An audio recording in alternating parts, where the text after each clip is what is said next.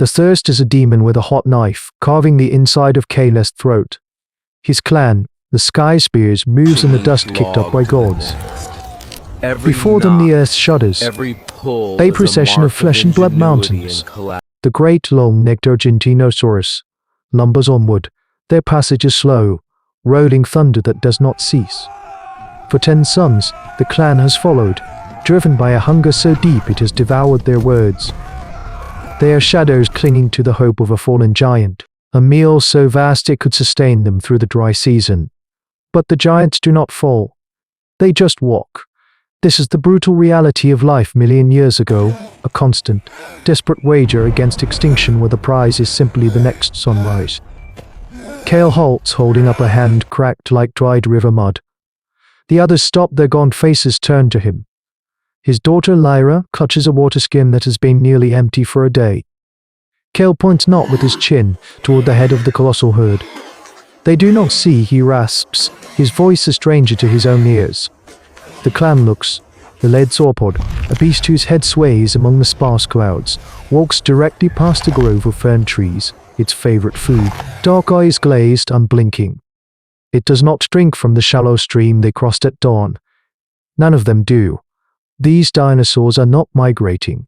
They are being pulled like a spear tip on a thong toward an unseen target. This is not the behavior of living things. It is the grim, single-minded focus of the dying. The chilling realization solidifies in Kale's mind. His people are not following a herd to its feeding grounds. They are following it to its grave. The hard choice presents itself without debate, a silent predator in their midst. To turn back is to return to the barren plains where Sithclaw Aptopax and the shadow of the occasional Tyrannosaurus Rex have picked the landscape clean. To go forward is to follow this ghost herd into the unknown, trusting in mystery over their own proven survival skills. It is a terrifying gamble. Lyra looks at her father, her eyes asking the question the entire clan feels. Kale looks at the thin arms of the children, the hollowed cheeks of the elders. He gives a single, sharp nod forward. They will walk into the mystery. It is a flicker of humanity in the face of impossible odds, a collective decision to face a terrifying unknown together, rather than scatter and die alone. Their journey through prehistory has always been one of adapting to the incomprehensible power of the prehistoric world. The air changes first. The smell of dust and sun-baked earth gives way to a faint, cloying sweetness, the scent of decay on an epic scale. The ground becomes littered with bones, not the scattered remains of a raptor's kill, but massive vertebrae, each the size of a man's torso. They are entering a new territory, a land consecrated to death. The path narrows, winding between two sheer cliffs of red rock that amplify the sound of the giant's footsteps into a deafening rhythmic cannonade. The early humans press themselves against the stone walls, dwarfed and insignificant, as the last of the colossal beasts files through. Kale is the first to emerge on the other side.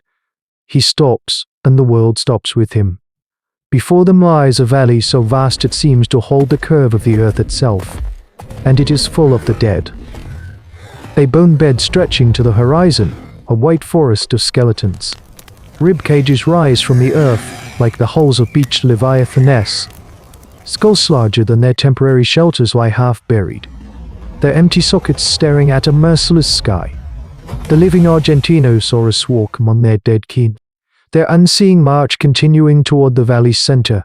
This is no hunting ground.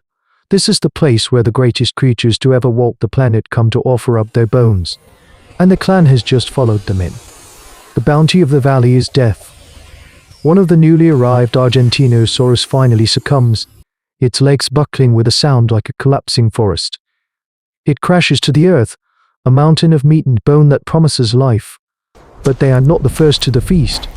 From behind the skeletal titans, the jackals of this graveyard emerge. A pack of Allosaurus, lean and hungry, their serrated teeth like rows of flint knives, descends upon the carcass. They are smaller than a Tyrannosaurus Rex, but they are many runners, a Manysaurus Rex, and their ferocity is a storm of snapping jaws and tearing claws. The Sky Spear clan watches from their grim sanctuary, the cathedral-like ribcage of a long-dead sauropod trapped. The predators own the valley floor, To step out is to be torn apart. This is their new prison. The entrance is blocked by the relentless patrols of the carnivores, and the air itself is an enemy. It begins as a vibration in the soles of their feet, a deep thump that rises through bone and into the base of the skull. The hum. It emanates from the valley's heart, where a great, dark fissure splits the earth. This is no mere sound, it is a presence, a form of low-frequency infrasound that rattles the mind. It frays their nerves, making tempers short and sleep a fractured, nightmare-haunted state. The children cry without knowing why. The hunters grip their spears, seeing threats in shifting shadows. The sound is the shepherd that guided the giants here, and now it is the warden that keeps the humans captive. It's a primal fear realized, not just being hunted, but being unmade by a force you cannot see or fight. Kel knows they are bleeding time. The meat on the fallen giant will not last forever, and once it is gone, the Allosaurus pack will turn its full, hungry attention to the fragile pocket of life huddled in the bones. This is an intelligence point, a moment where the future of these ancient humans hinges on understanding, not aggression. In the flickering firelight, surrounded by the ghosts of 100 dead behemoths, he confers with Alora, the old mother whose eyes have seen 70 dry seasons.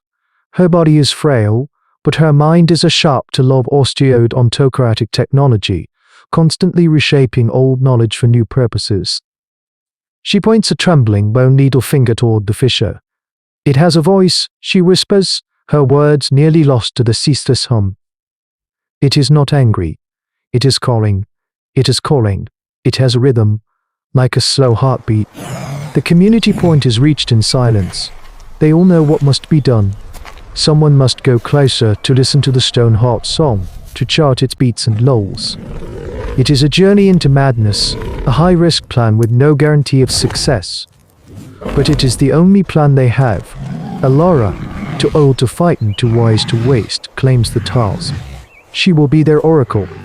Lyra and two of the clan's fastest runners will escort her, not to fight, but to watch and pull her back if the Earth Song threatens to claim her mind. They begin crafting new tools, not for hunting, but for survival in this unique ecosystem. They break off massive bone shards, sharpening the edges on sandstone to make hide scrapers and cleavers, preparing for a harvest they do not yet know how to reap. This is human evolution in microcosm. When faced with a new and overwhelming power, they do not break. They observe, they think, and they adapt. As dusk paints the boneyard in shades of blood and violet, Alora takes her walking stick, its handle a polished dinosaur vertebra, and begins her slow, perilous walk toward the humming fissure. Lyra and the runners drag Alora back from the fissure's edge. The old woman is limp in their arms, her eyes wide with a terror that is not of this world. Her lips moving without sound. They carry her into the rickbridge shelter as the hum intensifies, a physical blow that makes the very air feel thick and heavy.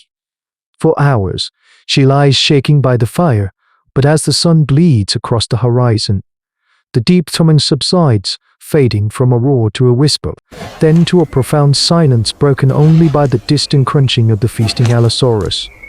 Alora sits up. Her voice, when it comes, is a dry rustle of leaves. It sleeps, she says, her gaze fixed on the fissure, now just a dark scar in the twilight. When the sun and the moon are weakest at the grey edges of the day, the earth heart rests, but when they are strongest, at the peak of the sky and the blackest part of the night, it rages. This is the flicker of humanity that will save them, not a weapon, but a pattern, a piece of dangerous knowledge wrestled from the jaws of madness. Kale understands immediately. They cannot fight the valley, so they must become its shadow. They will live and work in the great twilight, in the moments the great power slumbers. This is the ultimate adaptation, a submission that becomes a strategy. He gathers the hunters. Their faces are grim, but for the first time in days, there is a sliver of hope in their eyes. The plan is simple and desperate. At the first light of dawn, as the infrasound fades to nothing, they will move. They will not fight the Allosaurus, they will be thieves, carving what they can from the fallen Argentinosaurus carcass on the far side of the feeding predators, using the sheer scale of the kill to their advantage. They will work until the ground begins to tremble again, a warning of the sun's approach, and then they will retreat. They are no longer just hunters, they are becoming part of this bizarre, lethal ecosystem, a new species finding its niche between the titans and the terror. Dawn breaks, cold and grey. The silence from the fissure is absolute, almost as unsettling as the noise. Kale gives the signal. The sky spears move as one, a silent tide of desperate humanity flowing between the bone monoliths. They carry their new osteodontochoretic cleavers and hide slicers. The Allosaurus back is a knot of drowsy, blood-stained bodies, still gored from the night's feast. The clan gives them a wide berth, their bare feet making no sound on the dusty ground. They reach the colossal flank of the dead sauropod and the work begins. It is a frantic, focused butchery. Muscle, thick as a man's waist, is hacked away in great slabs. The tough hide is sliced into manageable sheets. It is an altruism point in motion, every member working not for themselves, but for the clan, for the child who will eat, for the elder who will be warm. A young hunter, KOR, acts as the listener, his ear pressed to the ground, feeling for the first sign of the hum's return. He feels it just as the sky begins to lighten. A faint vibration, a promise of the crushing power to come. It wakes, he shouts. The retreat is immediate. They haul and drag their precious bounty, their hearts pounding in time with the rising pulse of the earth.